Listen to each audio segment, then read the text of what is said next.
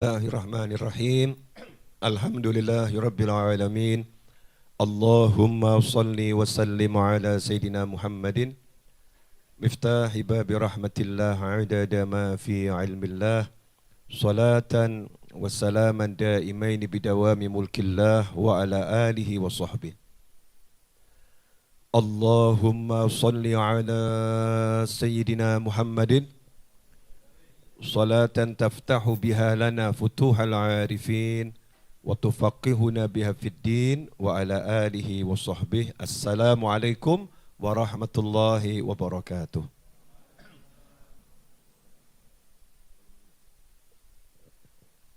Alhamdulillah pada waktu akhir duha ini menjelang zuhur kita masih bisa ya, dan mudah-mudahan selalu bisa sampai akhir umur nanti, setelah umurnya panjang seperti umurnya Nabi Nuh, ribuan tahun ya, sehahul afiyah, kita bisa istiqomah cari ilmu dan kelak wafatnya husnul khatimah. Amin Allahumma amin.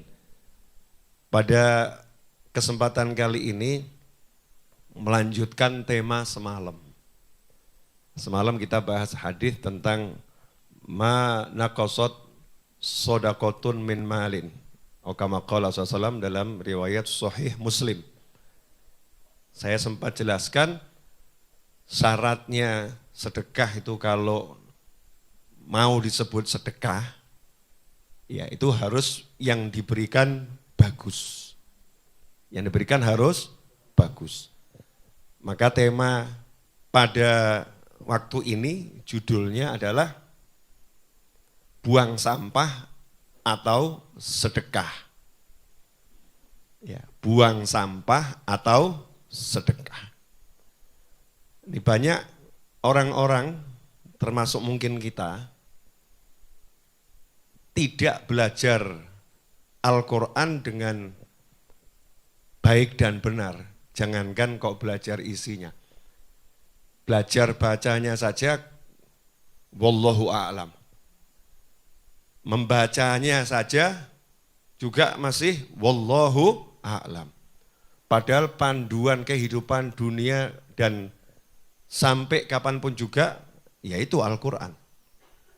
Kalau kita sibuk belajar buku panduan macam-macam, tapi panduan kehidupan dunia sampai nanti selama-lamanya adalah Al-Quran dan kalam Nabi Muhammad SAW, atau yang biasa kita sebut hadis-hadis Nabi Muhammad SAW. Nah, sebetulnya di Al-Quran sudah dijelaskan detail cara sodakoh, ya cara sodakoh. Saya akan bahas satu atau dua ayat. Muncul lagi kopinya, Masya Allah. Jangan dedek Gus. Mas Agus dedek tumpah. Tisu. Ya, kasih tisu biar enggak semutan. Ambilkan tisu.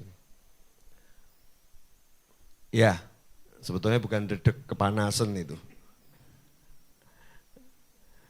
Satu atau dua ayat. Yaitu dalam surat Al-Baqarah ayat 267 dan 268. Mudah-mudahan dalam waktu kurang lebih 30 menit selesai. Dua ayat dikupas singkat. Ya, dikupas singkat. Pertama yang perlu diingatkan pada saya dan antum semua dan pemirsa dimanapun berada. Ya, buat kamu aja Is. Jazakumullah khairan. Nih, kalau sedekah itu yang bagus, utuh, panas ya Is. Kalau ngasih yang bagus katanya begitu. Tadi saya disedekahi sama Mas Agus. Kopi enak itu. Kopinya sama, cuman dipanasi. Nyantai ya. Perlu diingatkan kepada saya dan semuanya. Kita semua diingatkan. Islam itu mengajarkan agar manusia memperlakukan manusia yang lain dengan perlakuan yang the best, yang terbaik. Ya, yang terbaik. Memperlakukan makhluk Allah dengan perlakuan yang terbaik. Itu Islam. Dalam segala hal, sampai kita lihat urusan yang paling sadisnya manusia. Manusia ini kan sadis juga ya. Ayam dibesarkan, disayang-sayang, udah waktunya diapakan? Dimakan gitu. Dimakan, disembelih dimakan. Itu kalau difilmkan gitu ya, sadismu terhadap ayam itu. Bisa nangis kamu tuh. Kita bisa nangis tuh kalau sedikit didramatisir gitu ya, dikoreakan gitu. Nah, sekarang kan drama Indonesia kok sepertinya mau ditenggelamkan sama teman-teman ini, disebut drakor terus ya. Buat dramain, drain ya. Drama Indonesia. Sinetron itu ya. Tapi yang disebut itu aja itu. Kalau saya enggak semuanya. Ngaji aja ya, ngaji. Nah itu kalau sedikit didramatisir. Dari mulai kecil kamu sayang-sayang, kasih makan, dipanggil kur, dipanggil.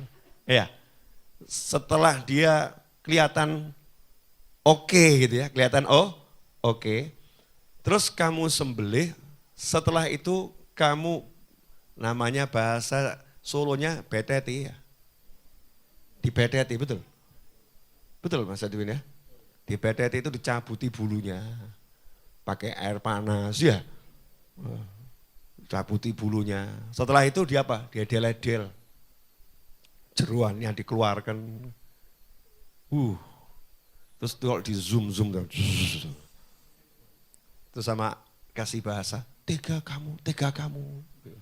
Ayam yang ngomong begitu ya. Itu kelihatan kita sadis banget. Tapi itu sunatullah, memang ayam itu diciptakan untuk dimakan. Untuk dimakan. Tapi Islam mengajarkan, kamu harus perlakukan ayam tadi ketika kamu sembelih dengan baik. Nyembelihnya itu pisaunya harus tajam.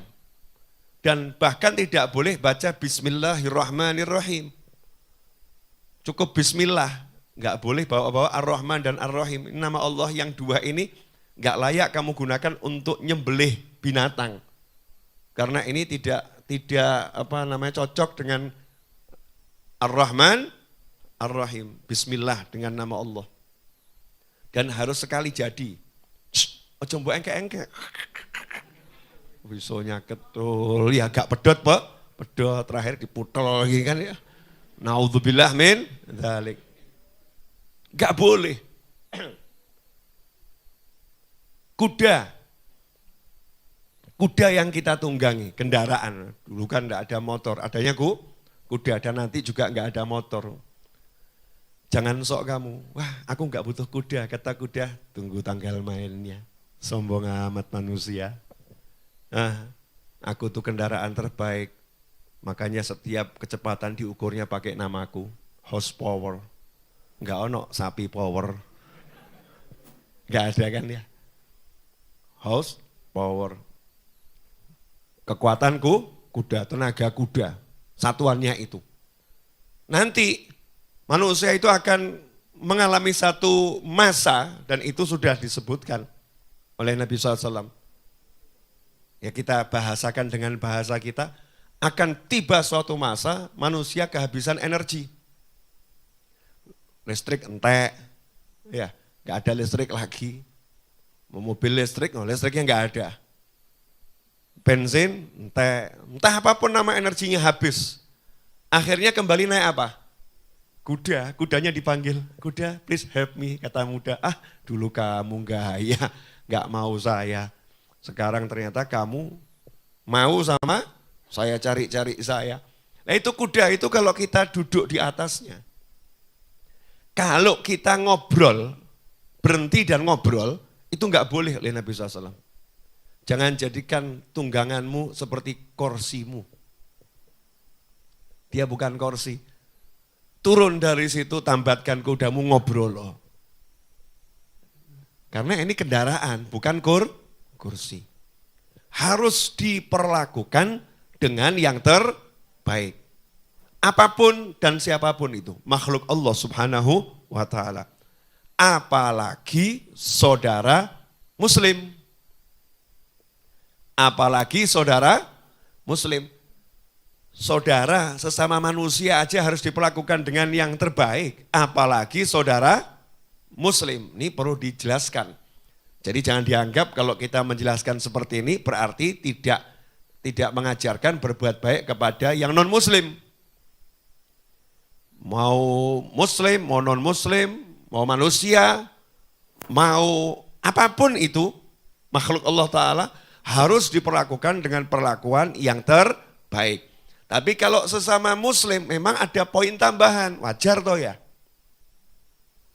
Kamu sama tetangga baik, nah sama keluargamu yang tinggal serumah ya harus lebih baik. Kan begitu.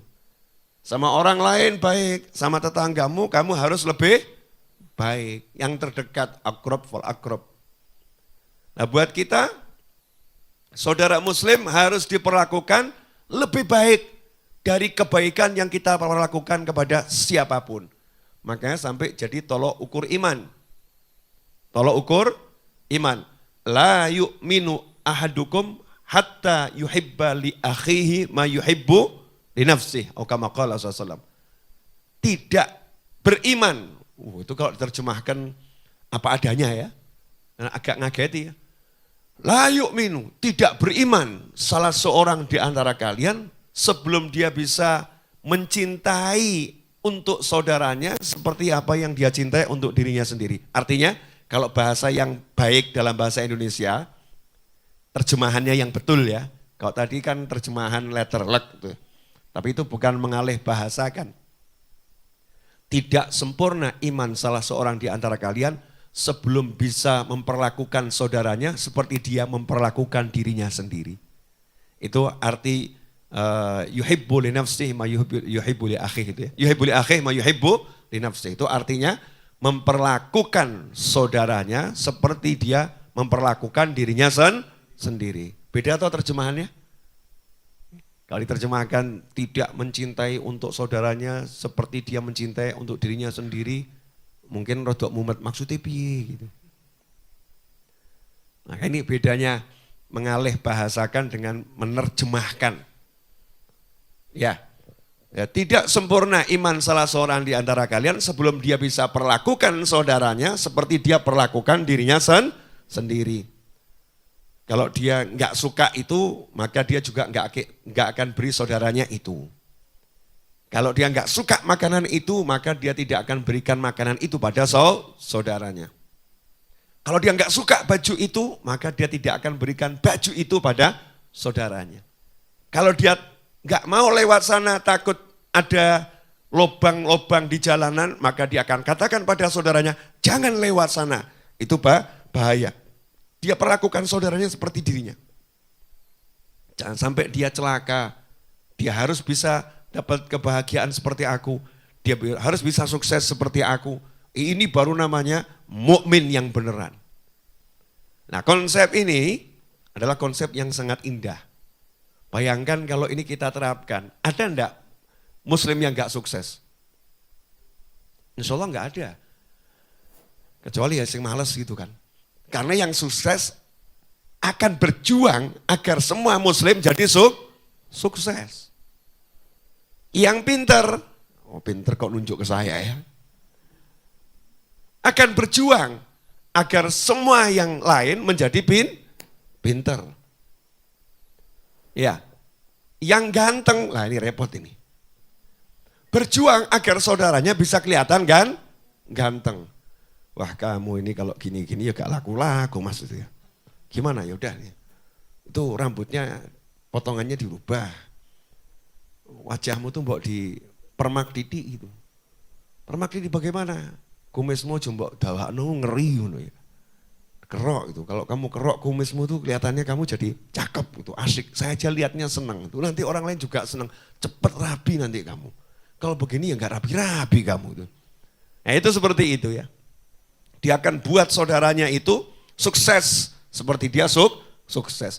Dia akan jaga saudaranya agar tidak celaka seperti dia jaga dirinya sendiri. Itu makna la yu'minu ahadukum hatta yuhibba li akhihi ma yuhibbu li nafsih. Lah apa kaitannya dengan surat Al-Baqarah 267 268? Allah Ta'ala mewahyukan di ayat yang 267 surat Al-Baqarah, ya ayyuhalladzina amanu anfiqu min thayyibati ma kasabtum. Yang dipanggil siapa ini? Orang-orang yang beriman. Ya ayyuhalladzina amanu. Tadi kan la yu'minu. Ya, ahadukum. Ini yang diajak bicara juga orang yang beriman. Bukan sekedar muslim. Yang betul-betul punya keimanan yang kokoh. Yang betul-betul percaya. Surga itu nyata. Bukan cuma ada tapi nyata. Surga itu bukan metaverse saudara-saudara. Bukan. Surga itu nyata. Surga itu bukan ilusi. Surga itu bukan alam maya, bukan. Tapi alam real, alamnya nyata. Yang ada setelah kehidupan ini. Ya tentunya nanti kalau kita udah pindah dan jangan sekarang dan jangan tergesa-gesa. Ya jangan tergesa-gesa. Hei orang-orang yang beriman. Anfiku, berdermalah, dermakanlah, sedekahkanlah. Bahasa Indonesianya anfiku kan macam-macam ya. Sedekahkanlah, dermakanlah, ya, apalagi nafkahkanlah. Dari mana yang harus kamu nafkahkan? Min thayyibati ma kasabtum. Dari usahamu yang baik-baik. Wa mimma akhrajna lakum minal ardh. Dan juga dari sebagian yang kami keluarkan dari bumi untuk kalian. Nah, terus ada larangan. Yang tadi perintah, nomor 1 ada perintah. Perintah keluarkan yang baik.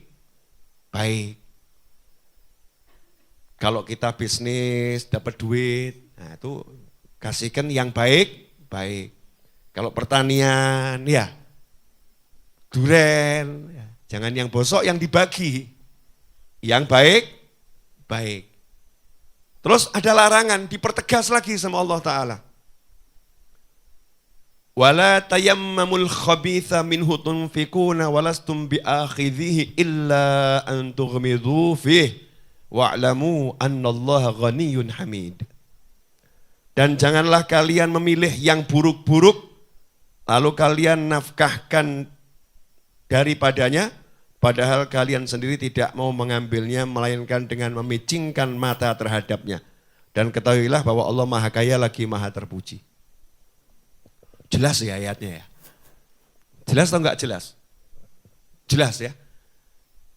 Suruh ngasih yang baik dan tidak boleh milih yang buruk. Jadi kalau mau sedekah itu, ya jadi sedekah itu misalnya nih, mbak-mbak ini, mau sedekah kerudungnya mau disedekahkan. Biasanya yang disedekahkan yang disukai atau yang sudah enggak disukai? Jujur. Biasanya cari di lemari, ini kerudung sudah enggak kepake, ini ya, enggak kepake, ini kurang suka, ini kurang cocok. Terus disedekahkan temennya, nih buat kamu, wah Masya Allah baik banget. Padahal buang sampah. Daripada penuhin lemari, betul kan ya? Kalau dibuang di sampah nanti kurang ada yang menghargai, buang kepada temennya senangnya luar biasa. Betul temannya senang, betul. Itu baik, betul itu baik, saya enggak ngomong jelek, betul itu baik. Tapi bukan ini sedekah. Bukan begini konsep sodako. Ini sebetulnya sama dengan buang sampah, cuman beda tempat. Paham ya? Sama dengan buang sampah, karena udah kita anggap ini sampah gitu loh. Ini sampah. Barang yang udah enggak kepakai. Kita nggak suka. Ngeri lagi kalau memang udah nggak suka beneran. Suruh pakai aja, Nah itu micingkan mata tuh mitu tuh gitu. Kalau cewek kan beda ya. Iya, cewek banget ya. Jangan ngomong mirip. Betul begitu Mbak? Enggak ya, cewek enggak begitu ya. Gimana? Lebih ngeri. Wallahu a'lam, yang tahu ya cewek yang begitu. Di sini kan enggak begitu ya. Ya kalau ada mirip-mirip ya wajar-wajar. Paham ya? Pemirsa, dimanapun antum berada. Jadi sodakoh itu syaratnya dikatakan sedekah. Kalau memang betul-betul pengen diterima. Dan nanti akhirnya dikembangkan dan jadi nambah. Jadi nambah syaratnya bukan buang sampah. Kamu harus berikan yang the best, yang terbaik dari apa yang kamu miliki. Makanya orang dulu tuh kalau datang ke orang lain ya, ngasih itu, Masya Allah, yang dikasihkan yang terbaik. Itu kalau mengutamakan orang lain meskipun dirinya membutuhkan. Aku butuh baju itu, dia butuh baju itu. Ya udah aku tak pakai yang ini saja, biar dia pakai yang itu. Ini namanya sodakoh. Sedekah, betul. Memberikan yang the best, yang terbaik. Sanggup enggak kita? Latihan. Mulai nanti kalau di masjid nggak ada QRIS-nya. Kalau di Raudhah kan nggak ada kotak amalnya, adanya QRIS ya. Tapi kalau di masjid yang nggak ada QRIS-nya, Jumatan tuh ya, ada kotak amalnya, buka dompet itu ya, siapkan yang masih baru duitnya. Jangan yang sudah letek, kamu megangnya aja, jijik. Ya, ini bahkan sekarang dikumpulkan al-jijik ini. Ya, ini nanti buat pengemis, Masya Allah. Buat orang minta ini, kumpulkan uang yang letek-letek, yang kotor-kotor gitu ya. Nanti dikasihkan kepada orang minta. Ini sebetulnya ngasih atau buang sampah? Tuh. Makanya saya miris sering, saya bilang, ya Allah tolong dirubah itu yang buat tulisan, mengumpulkan pakaian layak pakai. Dulu pakaian bekas untuk fakir, miskin, anak yatim. Sekarang diperbaiki menjadi pakaian layak pakai. Nggak usah toh ya. Masa buat fakir, miskin, anak yatim kok layak pakai. Mbok langsung aja membeli pakaian baru gitu loh ya. Apa sih susahnya ngasih yang baru untuk orang-orang yang kamu anggap dia nggak mampu? Kenapa mesti harus kamu kasih yang bekas? Kenapa harus dimiskinkan terus? Kenapa harus direndahkan? Nggak dimuliakan. Kenapa begitu? Mestinya kan buat yang acara keren. Santri weekend go mall with item. Wah, Masya Allah. Main playground. Anak-anak yatim bukan dikasih amplop. Bukan diajari terima. Iya, bukan diajari terima. Tapi diajak pergi ke mall. Kemudian masuk toko pakaian. Pilih yang kamu suka. Wah, panitianya mumet. Enggak usah dipilih, larang pribib. Ya dijolno gitu aja kok repot.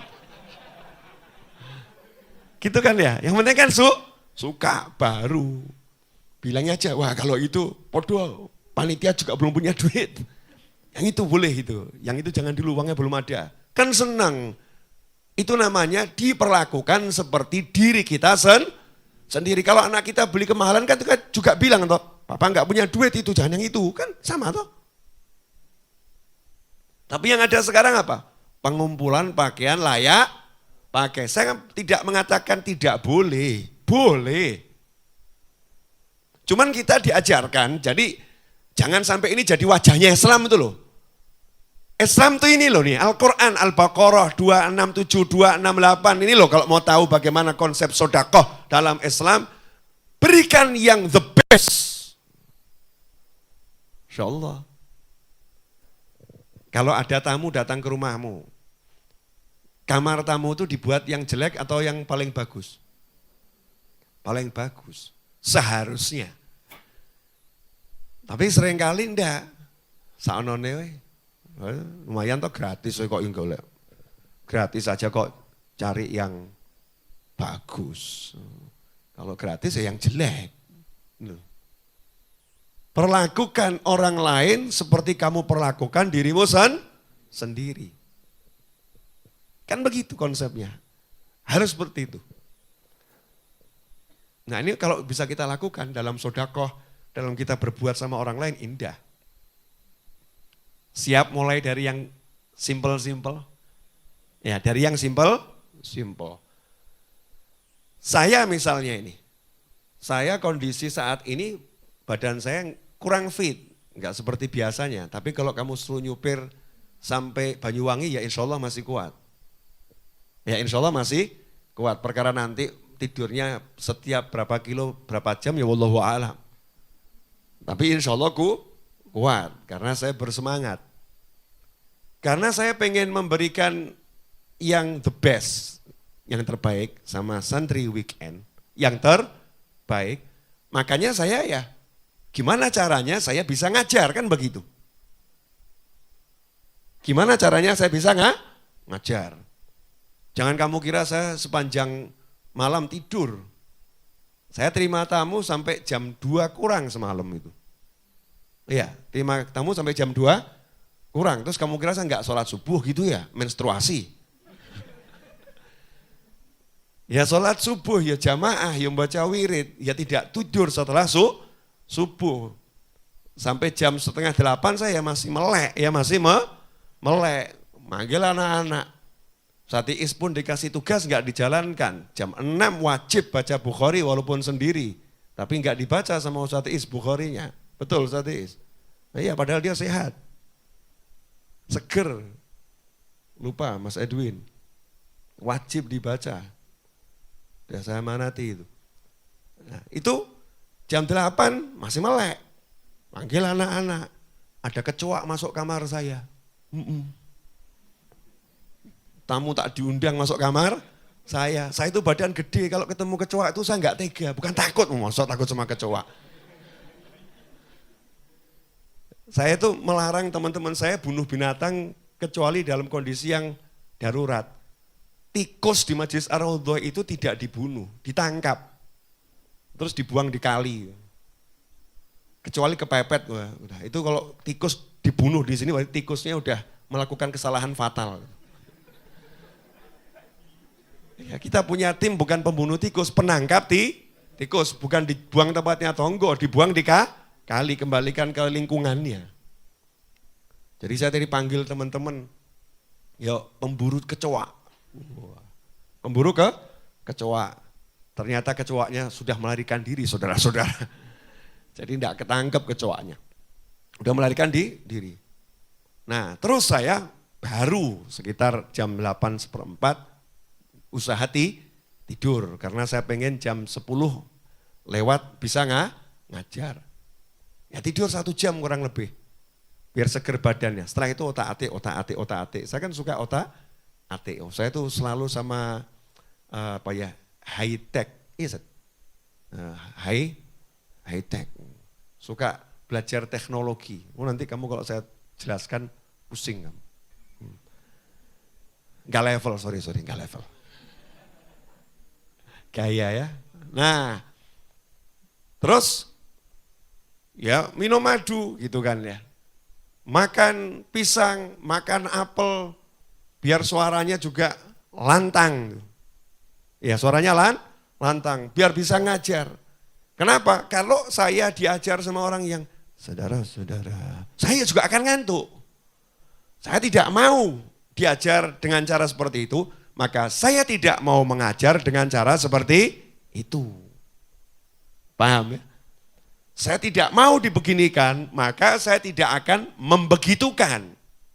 Itu Islam. Ini contoh dalam mengajar. Contoh ketika kamu punya duit, Gimana memperlakukan orang yang nggak punya duit? Bayangkan kalau kamu nggak punya duit, butuh duit. Gimana gitu? Nah ini konsep sodakoh itu memberikan yang terbaik, memilih dari yang terbaik. Jadi memilih dari yang terbaik, berikan yang terbaik, nggak lihat yang jelek. Nah sementara kebiasaan kita sekarang ini, bongkar lemari, cari yang jelek. Ini. Kalau saya terang-terangan sama teman-teman saya, ini semua sampah saya. Nah arep mbok nggo karepmu, mbok nggo pel ya karepmu ki sampah. Ini bukan hadiah. Tanya sama teman-teman saya. Saya kalau mau ngurangi sarung gitu ya, kalau ngasih teman-teman saya sarung baru. Ya sarung baru. Tapi kalau mau buang sampah, kadang udah saya buang, diambil sama Ustaz Iis. Diambil sama Edwin gitu kan ya. Daripada dibuang di sampah, lebih baik saya pakai kan begitu. Tapi saya nggak pernah bilang itu sodako atau itu hadiah, buangan sampah. Tapi harus mbok nggo sak karepmu. Karena saya menganggap ini sampah itu. Ini bukan sesuatu yang layak untuk saya hadiahkan. Paham ya? Jadi kalau saya mau hadiahkan ya sesuatu yang baru, yang bagus. Nah kecuali kalau itu benda bertuah. Nah lain. Kalau benda bertuah itu kan beda ya. Misalnya kok ada sarung yang dulu saya pakai untuk nikah, itu kan benda bertuah. Misal gitu kan ya. Walaupun sudah soek-soek gitu kan. Wah ini bersejarah, itu lain, itu nilainya mahal. Atau mungkin kamu punya handphone welek gitu ya, mbok simpen, terus kamu bilang, ini handphone saya yang paling mahal. Wong yang ngakak. Jadul welek paling mahal. Ini handphone yang pertama kali saya bisa beli. Ini saya simpen terus, ini penuh sejarah. Ya mungkin orang lain gak menghargai, tapi mungkin ada orang yang menghargai luar biasa. Nah itu kamu berikan pada orang yang menghargai, maka itu namanya memberikan yang terbaik. Jelas? Nah itu yang pertama ya. Kan tadi janjinya 2 ayat. Nah, tambah 10 menit lagi. Insya Allah. Nah ini, kenapa manusia itu takut memberikan yang terbaik? Sukanya ngasih yang bekas-bekas. Sukanya ngasih yang jelek-jelek. Takut memberikan yang terbaik? Jawabannya ini, Al-Baqarah 268. Asyaitanu ya'idukumul faqra wa ya'murukum bil fahsya. Setan, jadi sebabnya itu laki-laki ketemu kata setan. Makanya kalau istri model seperti ini, istrinya sama dengan kesurupan setan. Istrinya setan ngawur kamu. Istrinya kesurupan setan. Istrinya kemasukan setan. Kalau suami model seperti ini berarti suaminya kemasukan setan. Suaminya kesurupan setan. Apa? Ya'idukumul faqra. Ya, terjemahannya apa ini? Menjanjikan atau menakut-nakuti kamu dengan kemiskinan. Maksudnya begini. Jangan kamu berikan dia. Terus nanti kamu makan apa? Iki bojo model ngene, ngeri. Kenapa? Kesurupan setan. Berarti kamu hidup sama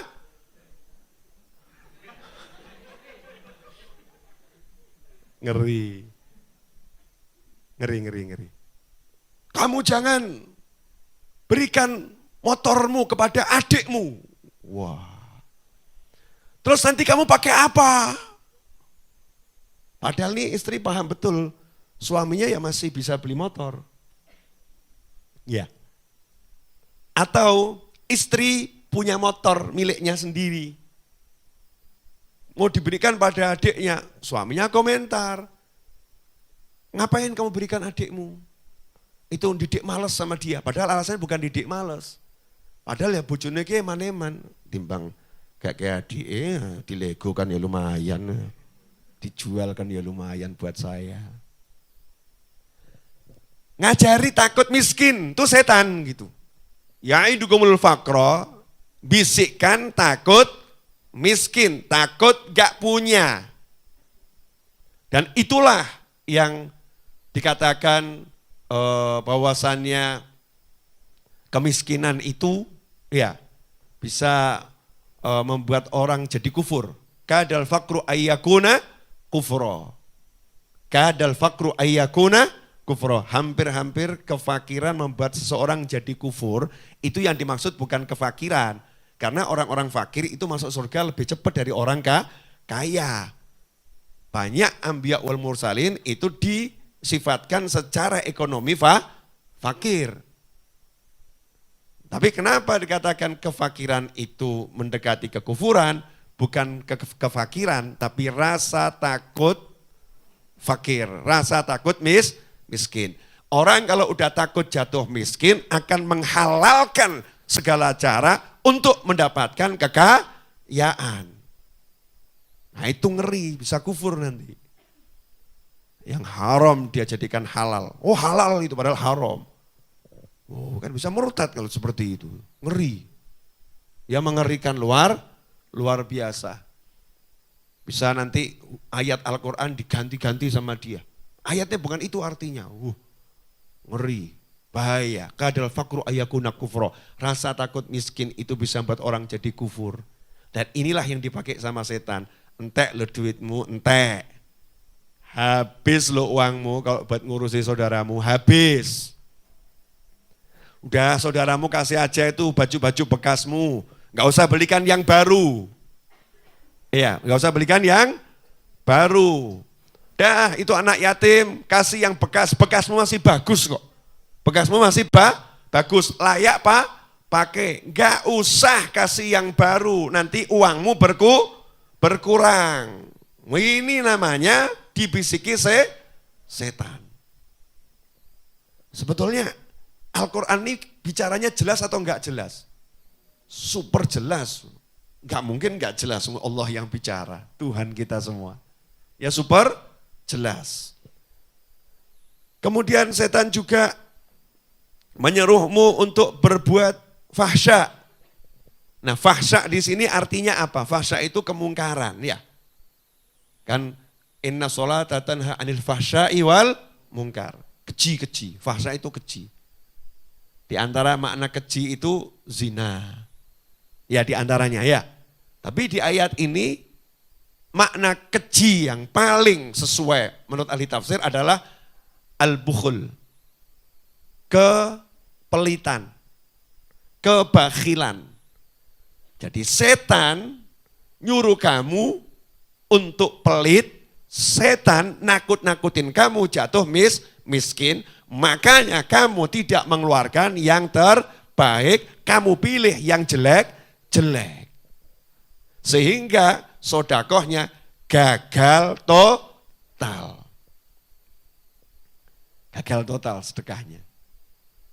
Jadi sebetulnya cukup jelas ya. Nah sebaliknya, wallahu ya'idukum maghfiratan minhu wa fadla.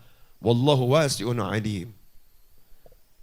Sementara Allah menjanjikan kepadamu ampunan wa fadl. Dan fadl dari Allah.